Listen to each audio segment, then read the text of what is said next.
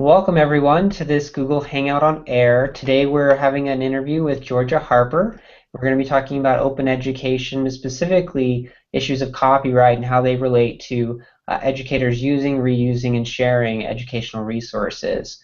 Um, just a reminder, so this is live right now. It's 8 o'clock Pacific time on October 20th, 2014. So if you are tuning in live, feel free to ask questions, and if you ask questions, there's might be a 1 or 2 minute delay, but as you ask questions, then Georgia and I will be able to respond to those. But if there is a short delay, just recognize that's why. So I'm very excited to have Georgia Harper with us. Georgia Harper is the Scholarly Communications Advisor for the University of Texas at Austin Libraries, where she focuses on issues of digital access. She was Senior Attorney and Manager of the Intellectual Property Section of the Office of General Counsel for the University of Texas System until August 2006.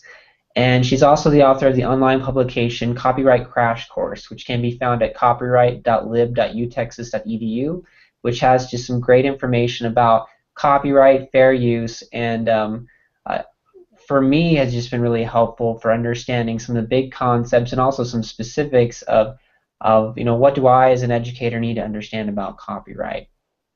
So with that introduction, welcome Georgia. We're excited to have you with us. And thanks for inviting me. I'm really happy to be here. Great, thank you. So I guess just to get started, I have a rough outline of some questions, but I wanted to just open it up at first. And based on you have a lot of experience working with educators. You're housed in a university, so I presume you work primarily with university faculty. But what are some of the biggest misconceptions about copyright that you run into among educators?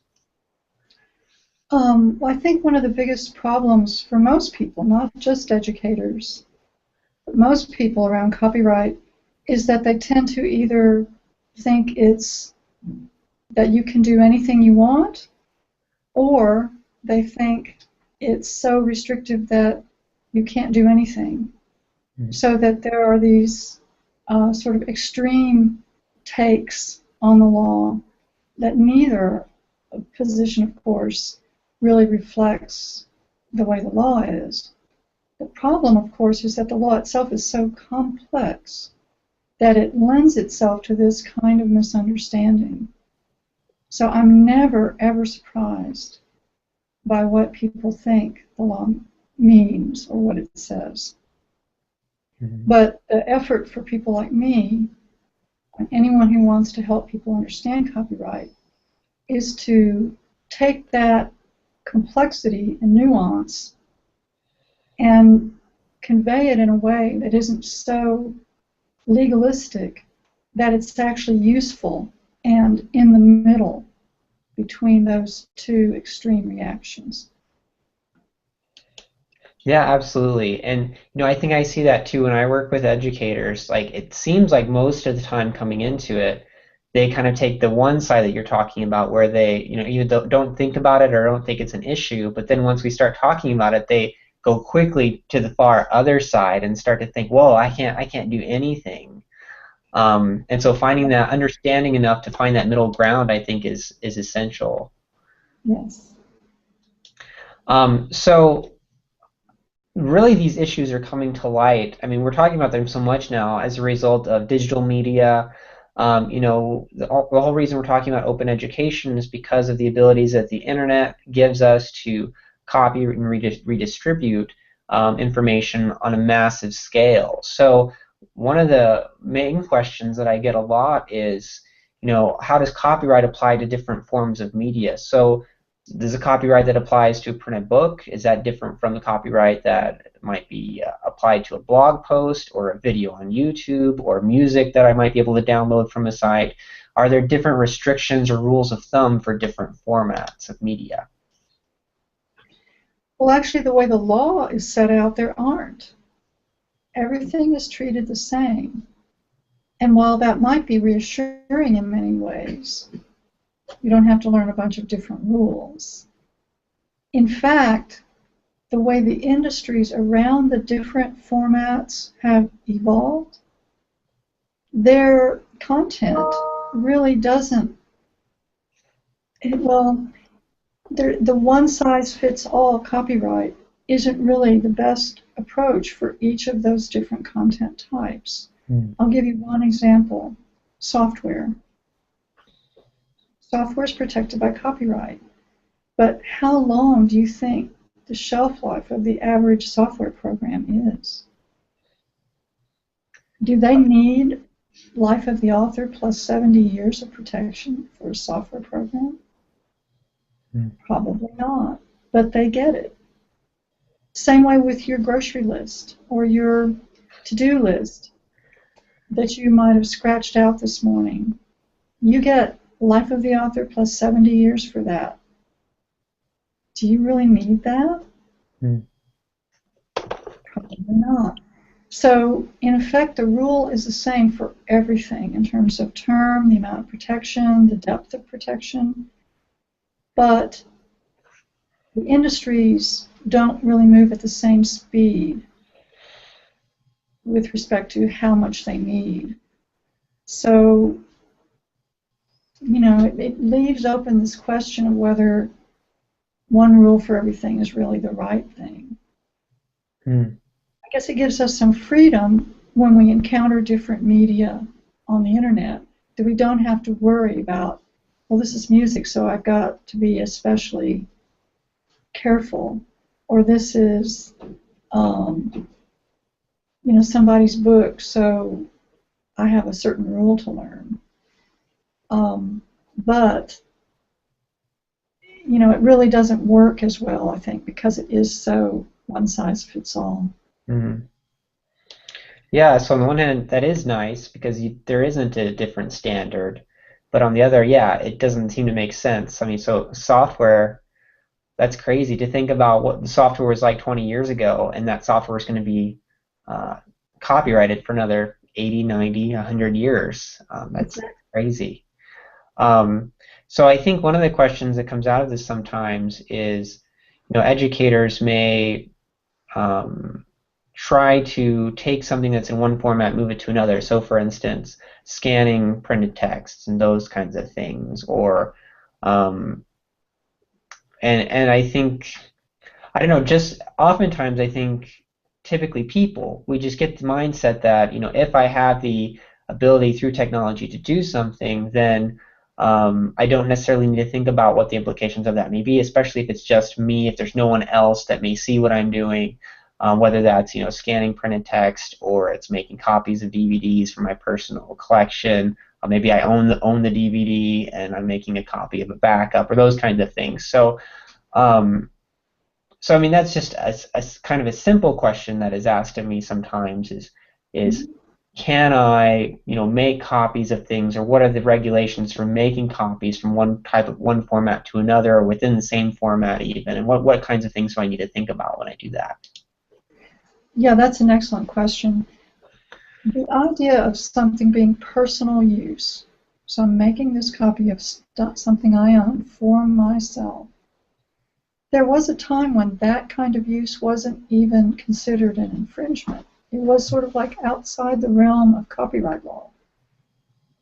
And you can sort of see why, because first of all, most people would never know you even did it. And it really didn't harm the market for that work, because you're not going to, you know, buy a separate copy.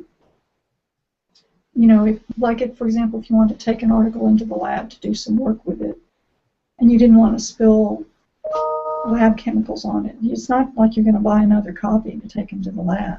Right. You're not sharing it with other people. You're not putting it up on the internet. So why is it anybody's business? In fact, if you wanted to make 1,000 copies of it and stack them up in your bedroom so that you could put your mattress on top of them, who cares? You know, I mean, it's a lot of work. Why bother? But unfortunately, even that kind of copying has become something people are willing to say out loud, that's an infringement. You can't do that. However, again, there's a practical issue and a privacy issue. that keeps people who even might want to enforce their copyrights that strenuously, it keeps them from doing it. So as a technical issue, it might not be okay to make personal copies, but as a practical matter, it really isn't something that we even want people to be able to enforce. We don't want people to be able to come to our homes and see that, you know, I have a CD collection, but I also have those CDs online in iTunes. Ripped them and put them in iTunes. That just shouldn't be something people can do. Yeah, and I think educators do that kind of work a lot. You know, a lot of that's under fair use, which we'll talk about a little bit more later. But they will they'll make copies of things, or they'll use copyrighted materials in their classrooms a lot without even necessarily thinking about copyright. And I think from practicality's perspective, that makes a lot of sense. But I think sometimes it can lead to educators thinking that anything's game. They can do pretty much anything they want with copyrighted materials. And so I guess kind of to open up that conversation, why should or shouldn't educators care about violating copyright? So those educators that might be using copyrighted materials in their classroom, why should they even be concerned about it? And I think kind of building off of that, one of the questions that I've been asked recently is, so what's the difference between doing something in my classroom and then, or showing a video in my classroom, for instance, and then posting that video to YouTube? How is that any different? So it takes that personal use that you're talking about, or that kind of controlled use that no one really should care about. And now that we have such a public face to to what we're doing in a public venue for sharing and for teaching, kind of how does that change that personal use? Yes, that you laid it out perfectly. The way I see it is like a continuum. Mm. See there being on the left, let's say this hand over here, personal use. And over here, posting something on the internet to share it with all your friends. Or as a teacher, putting my online course online for the whole world to see. Open courseware, for example. Mm. So over here, I just laid out the argument for whether this is infringing or not. It's really not of much people's. It's not really of a lot of interest because it can't really be enforced. But over here, when we've got things over here on the right, on the other end of that continuum, when we're putting things online for the whole world to access, we really are making a much broader use. It's not personal anymore. Mm. And then in the middle are sort of like uses that we might have made in the past, where we just made copies for a class. We handed them out or something like that. Even those, I think, if we expect the students to make those copies, if we expect to have a course pack, for example, or a collection of those for our semester, begins to have an economic impact on the copyright owner, especially if they offer copies or the right to make copies as part of their way to gain revenue, to support their publishing efforts. So kind of the risk that you're talking. So whether faculty members should care about this, I think is directly related. Well, I was just going to say the reason that faculty should care about this is because we cross that line from personal use into public use in our classrooms. We make, a lot of use of other people's works. We need to care about that because, first of all, we are producers of works ourselves. We're creating course materials. Many of us write articles. We even may write textbooks and publish them. We're authors too, so that's one reason we should care. But also, I think we have a responsibility to the students that we're teaching to make it clear that this system of copyright that we have in this country is about encouraging and promoting creativity. It's about making sure that there are plenty of works for us to use in the future, for them to use in the future. So we don't want to unnecessarily undermine the economic incentives that are part of the law by by just flaunting our uses and saying, you know, I don't care about what you want. This is what I want to do, and I'm going to do it. You know, that's not a really good attitude to have about hardly anything. No. So there are, and that's where we get into fair use, of course, because not every use we make in the classroom needs to be compensated. And not every use we make online to a public audience needs to be compensated. There are fair uses, and it's really important for us as educators to have a handle on fair use so that we feel comfortable relying on it in appropriate circumstances. Well, let's transition into that then, because I think that's a great segue. Because, you know, again, I think oftentimes when I talk with educators, they tend to think that really anything they do with copyrighted materials is covered under fair use.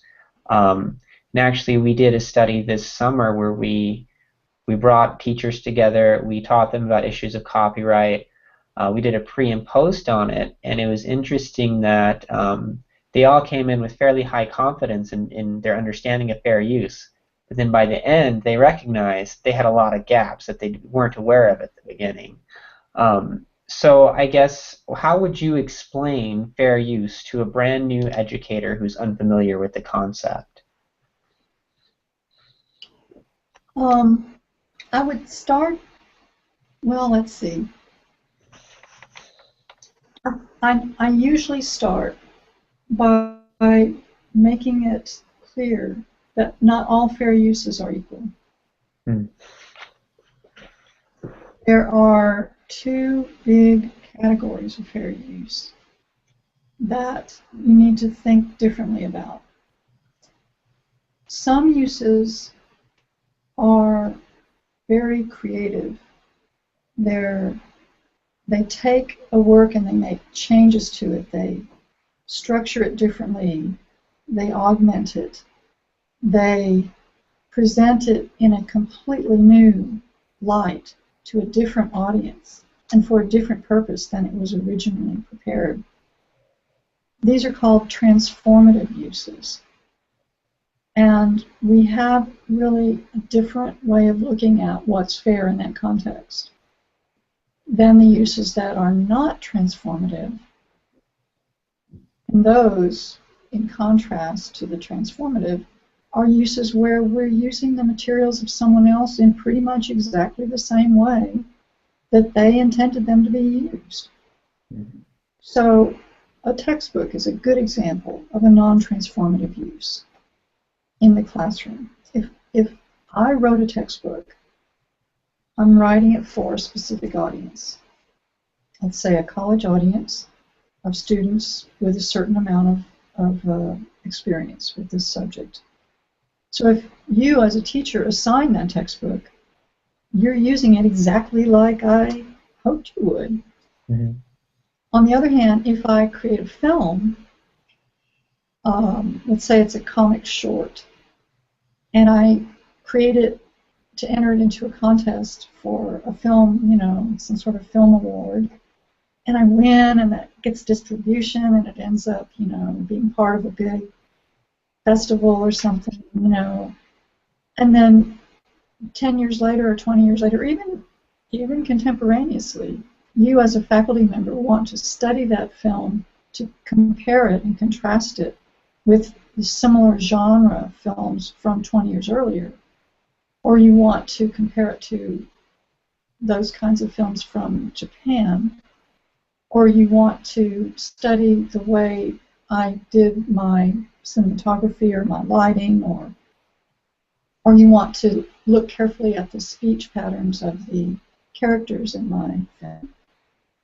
That's more of a transformative use, you see, because you're really not showing it to entertain your students. You really are encouraging analysis, criticism, commentary, comparison, illustration, demonstration. And those uses we measure and look at differently.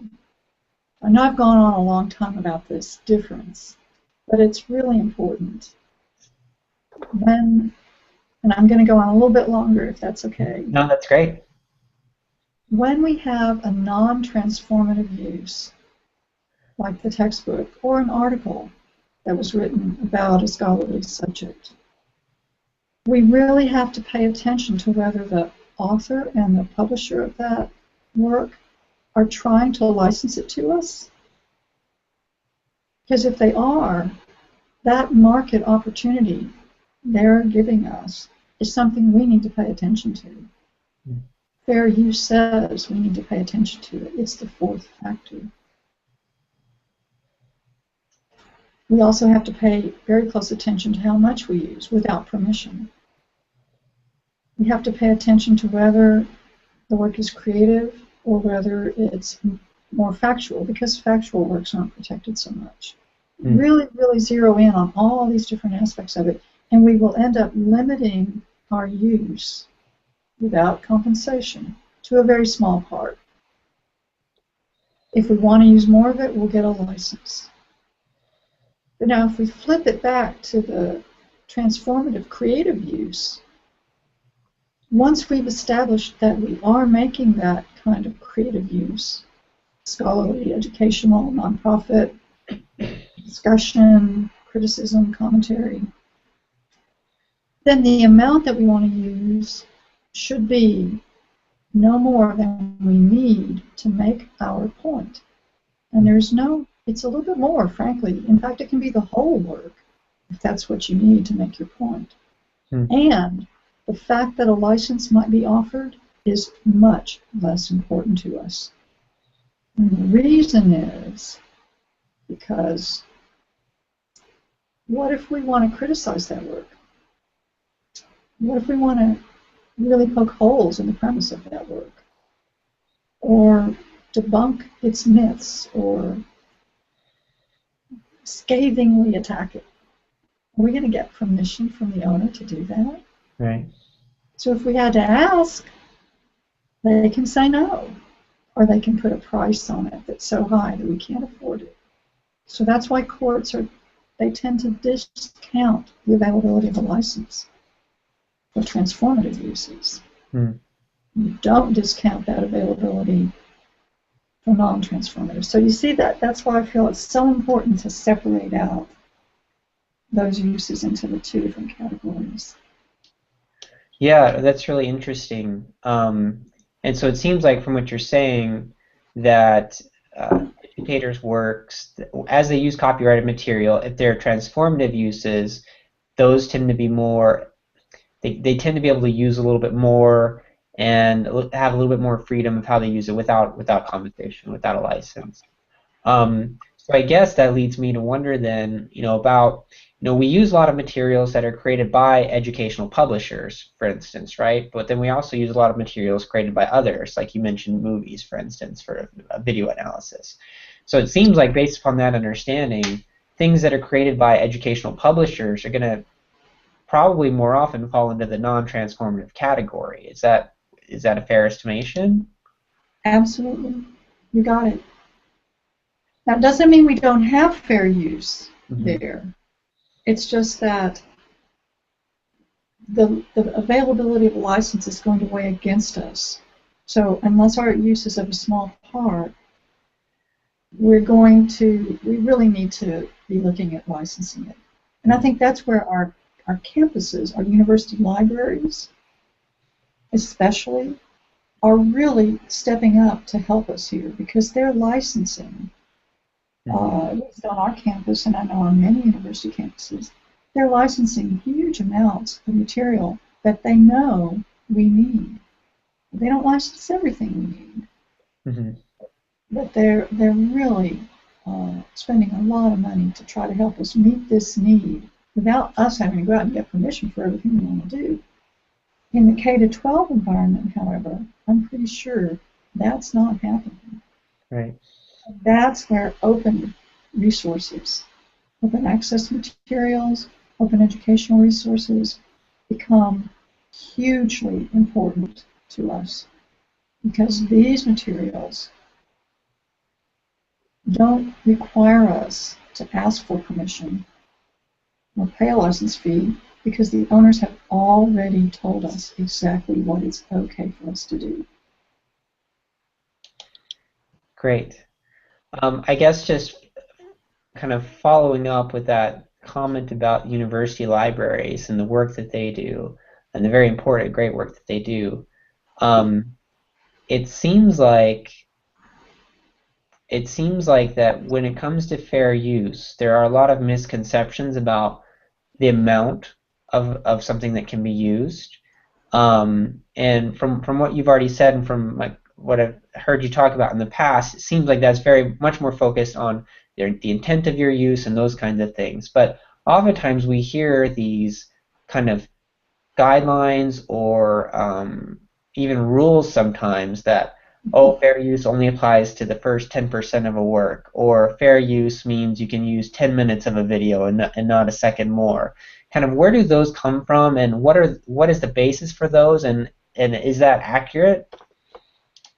There's two different sources for that. The first one, I think, was the guidelines, the classroom guidelines from 1976, which I want to say unequivocally are not useful. I don't recommend them to anyone. But they did happen, they did exist, and they were promoted by publishers as a sort of safe harbor of floor. You know, you can use this part at least is fair. And there were numbers associated with those parts. But they were very, very, very low numbers. So low, that's why I think they're not useful. Hmm. The other place those numbers come from is really a wishful thinking on the part of those of us in education and in libraries who want to understand fair use, but who just don't want to have to deal with all that nuance and all that complexity. And I totally get that. And, you know, one chapter in 10%, believe me, is a whole lot simpler than, okay, let's see, is it transformative or not? And how much do I really need to make my points if it's transformative? Let me check for a license if it's not. See what I mean? Mm-hmm. Unfortunately, the courts don't adhere to this 10% one chapter thing. We'd like them to, those of us who want things to be simple, but that's not how it's going to work. So if we use those numbers, they might limit us to too little, frankly. That 10 minutes and no more, for example, is a good example of where if it requires 11 minutes to get your point across, you should use 11 minutes. On the other hand, if you can make your point in 7, don't use more than 7. Use just the amount you need to make your point and no more. Great. So I guess then and that might be, what you just said might be the answer to this, are there guidelines that you give educators in determining fair use, or what are the kind of the simplest set of guidelines that you would recommend? My super simple set, I never said that before like that. Super simple set of guidelines it's actually a little, a one-page diagram that shows the question, transformative, question mark, and then it has a mark that goes down to yes and no. And if the answer is yes, it's use the amount, use no more than you need to make your point, period. That's it. Use no more than you need to make your point. If the answer is no, it's sort of the same question, only keep parts really small, no more than you need. If there's a license it. That's really the difference. There's no mention of license under the transformative side. On this non-transformative side, I use the word small parts, no more than you need. If there's a license, license it. You see, that's the difference. Great, thank you. Um, so I guess then, kind of bringing it back to kind of a larger picture, moving beyond fair use. Let's talk a minute just about the internet and kind of not necessarily delve into the history of copyright, but do you see do you see copyright changing now, or what our assumptions of it are, or expectations of it changing as a result of the internet? And I think there's some really interesting things like meme culture, for instance, that have emerged that at least get us to think about or show the limitations of existing copyright laws. And we saw Napster a few years ago, and those kinds of things that are at least raising questions that we weren't necessarily focused on as a culture so much a decade or two ago. Or I guess Napster was about a decade ago now. So I guess, how do you see copyright law changing in conjunction with the internet, or do you see it changing? Absolutely. You're correct. The internet has, well, technology in general is always a force that affects copyright.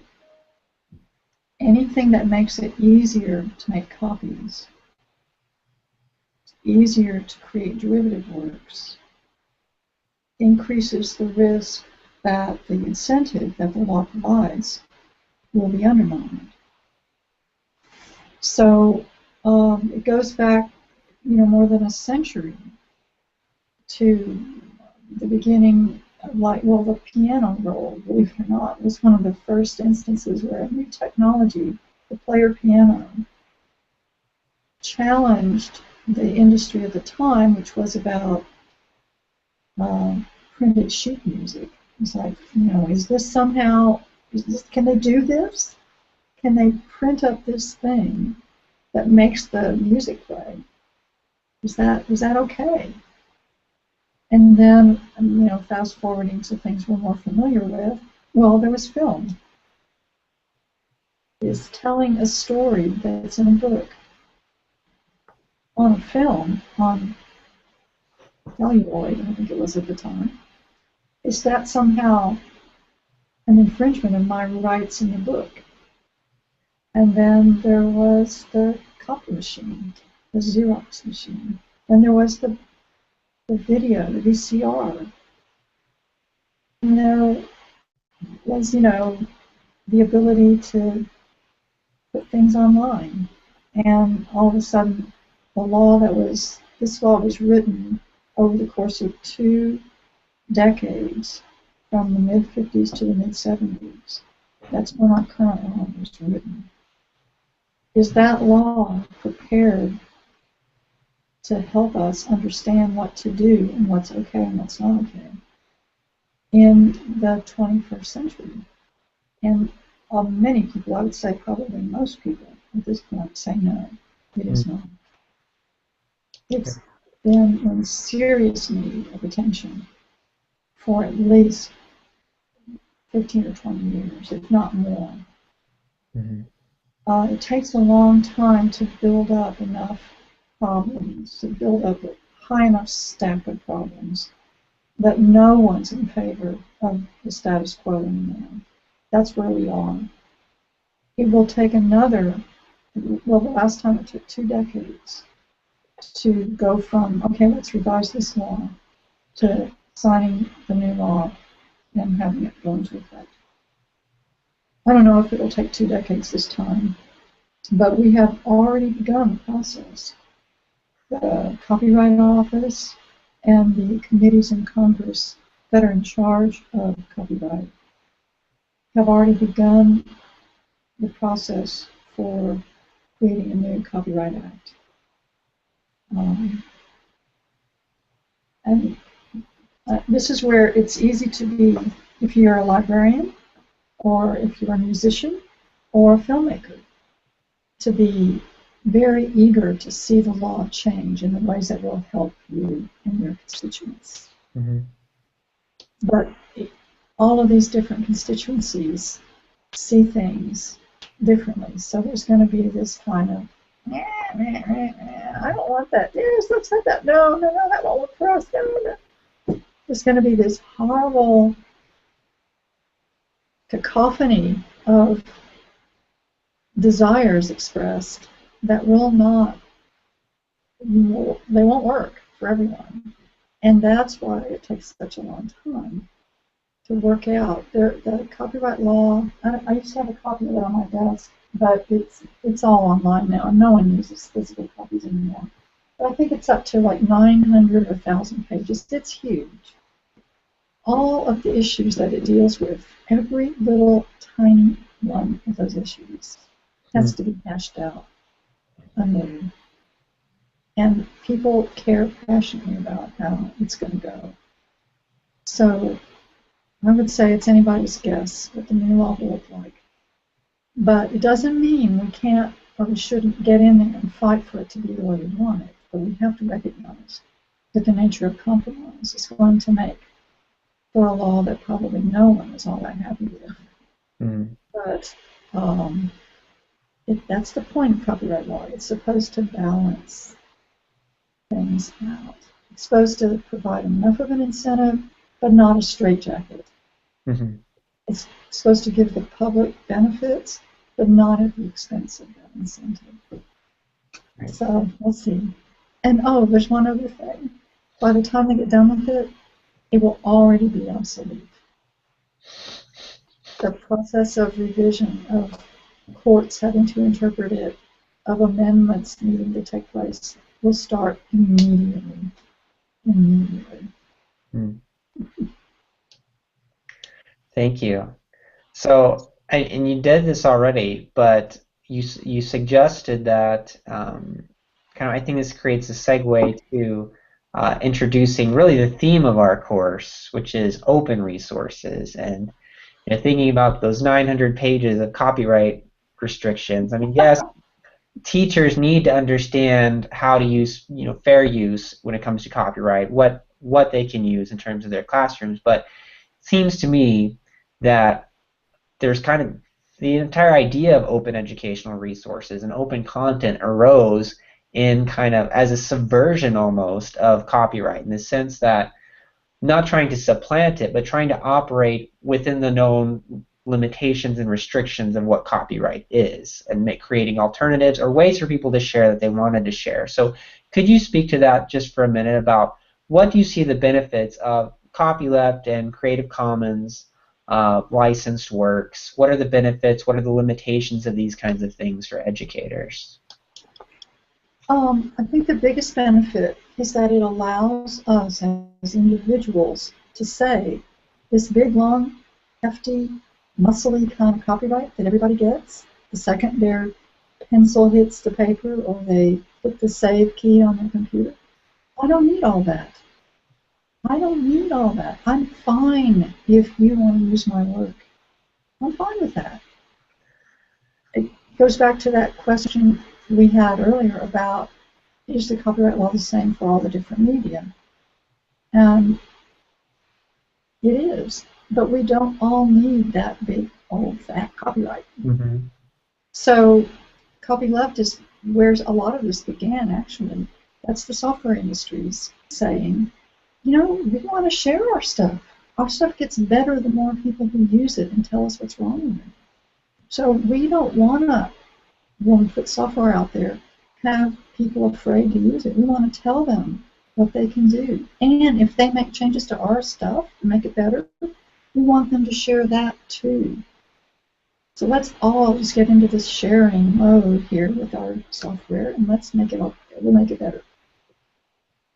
The same thing now has happened in the educational realm, where people who create course materials are putting them online, and they're not just putting them out there and just forgetting about them, but they're putting them out there with express instructions to anyone who comes upon them.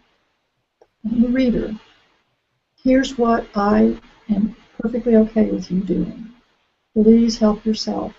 Use it And you can make the CC licenses, for example, allow you to make different choices. Like, if you want to make a ton of money off my stuff, I'm not so cool with that. But if you just want to use it for your own educational uses, that's good. That's fine. Do that. Other people will be fine with commercial uses. Some people don't want you to make any changes. Some people are fine with changes. But the CC licenses allow us to make that kind of statement about what we're okay with. Mm. It allows us as creators to go out and find these materials and use them without fear, without having to worry about, have I crossed the line? Is this okay? I don't know. I'm not sure. Oh, I don't have a budget for permission. What am I going to do? Skip over all that. Mm-hmm. So benefits, I think it's clear. I hope I just laid them out. Yeah. The risks, the big risk is that you won't find the stuff that you need because you don't know how to do a good search. To me, that's the biggest minus, is that people have to learn how to look for and find appropriate materials for their uses. And that's a very simple skill to learn. It is not hard. But that's important. Because if you do conclude that it meets your needs, you want to be right about it. You don't want to have missed, the perfect thing. Or even the not quite perfect thing, but it's a good place to start thing. Right. Absolutely. Yeah. I find that that is a pretty easy skill for people to pick up. I think one of the things that they have to learn quickly, though, is that they're used to seeing things online and just assuming they can use it, and thinking that if something doesn't have the copyright symbol on it, then that means it's not copyrighted, which obviously is not the case. But so assuming that everything is copyrighted, and so only the stuff that is we can show that is either in the public domain or licensed under some other license falls under that license, right? Correct. But I think going through that growing pain is really helpful for educators because then it helps them to realize, oh, when I put this lesson plan out there, I need to label it in some way so that people know how they can use it. And so that's what I get really excited about, is making sure that educators learn how to label their own stuff so that just to promote this sharing and the reuse of educational materials. Well, this has been a great conversation, Georgia. Thank you so much. I guess just a final question I'd ask you is, do you have any additional guidance that you'd give educators on issues of copyright and open resources, or any final words for them? Well, I would say that you have a lot of options when you're creating materials for your class as to where to start. And what I think is important is to have a strategy that begins with the least difficult option you have and proceeds to the most difficult. And although we all think of it as easy to just pull up our browser and just start looking for stuff, if you just learn the CC search strategy and let that be your starting point, always begin looking for open materials first. And if you're sure you can't find them, then look at what you already have permission to use, what your library may have already licensed for you, or what open resources might be available that weren't CC licensed. Look at what you've already got permission to use that's paid for. And then if there's nothing there, begin to look at fair use and get some experience with fair use. Try it. Don't be too shy about it. And then, of course, finally, and it may well be something you want to do early in the process, make this stuff yourself. Making materials completely from scratch is certainly an option we all have. But no matter which of those we use, be fluid, be fluent with all of them, because you get yourself a much richer basket of resources if you feel comfortable pulling from each of them as you need them. Great. Thank you so much. Thank you, Georgia. Thank you for sharing your wisdom with us and your experience. It's been a great conversation. I enjoyed it thoroughly. I appreciate the opportunity. Great. Thank you. We'll close our broadcast now. Again, this will be posted to YouTube and shortly. And so if you have any other questions, feel free to contact me. If you have questions for Georgia, you can send them to me and I can forward them to her. Or I think you have some contact information available online as well. But you have the copyright crash course that's available. It's copyright.lib.utexas.edu. And I believe there's contact information there as well. So thank you, everyone, and we will see you later.